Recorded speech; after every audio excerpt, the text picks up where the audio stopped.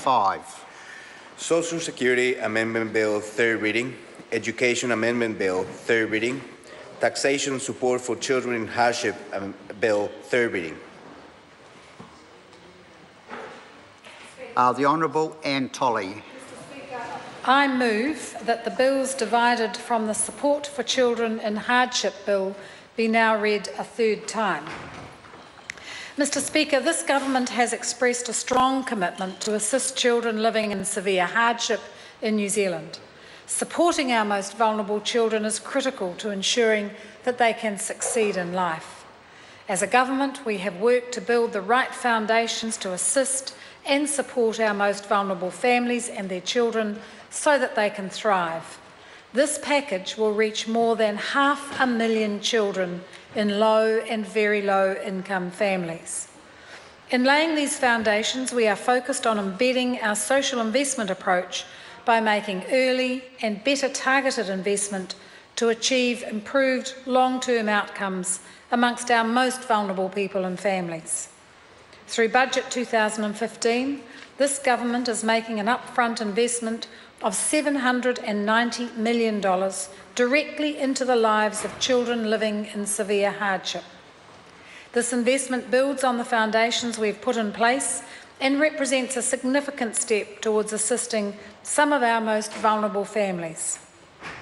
Collectively, these bills aim to provide more financial assistance to reduce pressure on the budgets of low-income families with children, while strengthening work expectations for beneficiary parents in order to recognise the benefits of paid employment for these families.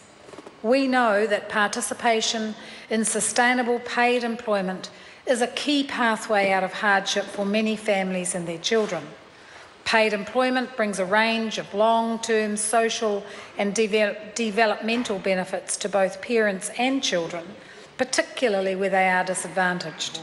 These include increased confidence, expanded social and support networks, increased social mobility, and reduced exposure to hardship in the long term.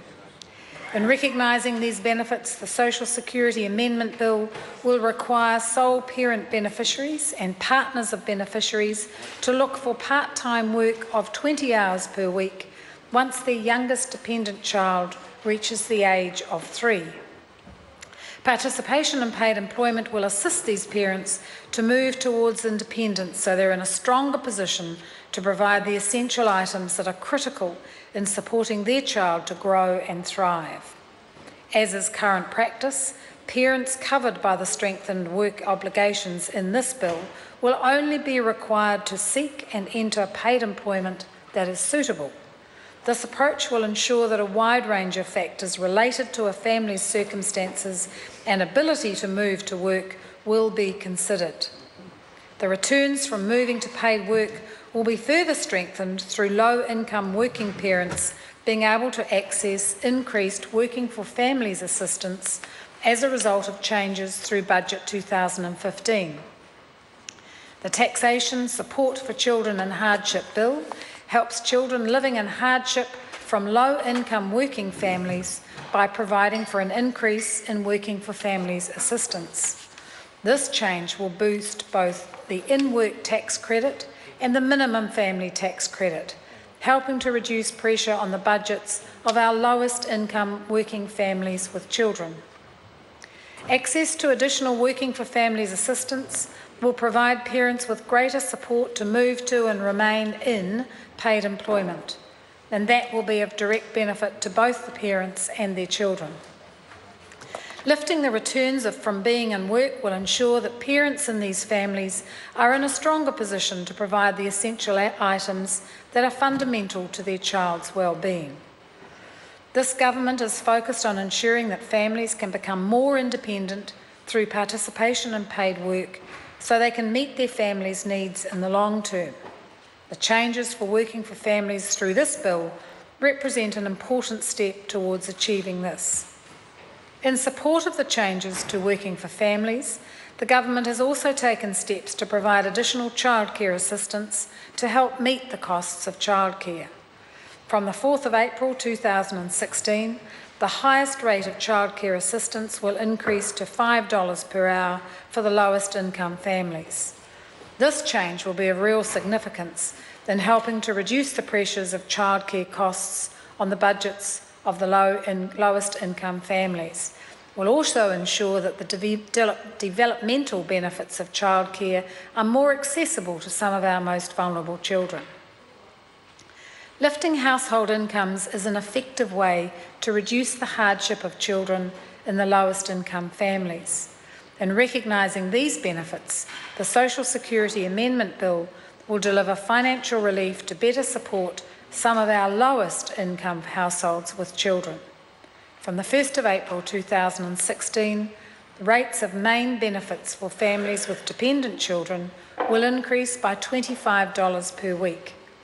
The increase to the main benefit provided through the bill represents one of the most significant and historic changes in supporting children in some of our lowest income beneficiary families. This is the first substantial increase in the main benefit in over 4 decades. The increase in benefit rates will assist over 100,000 of our lowest income beneficiary families.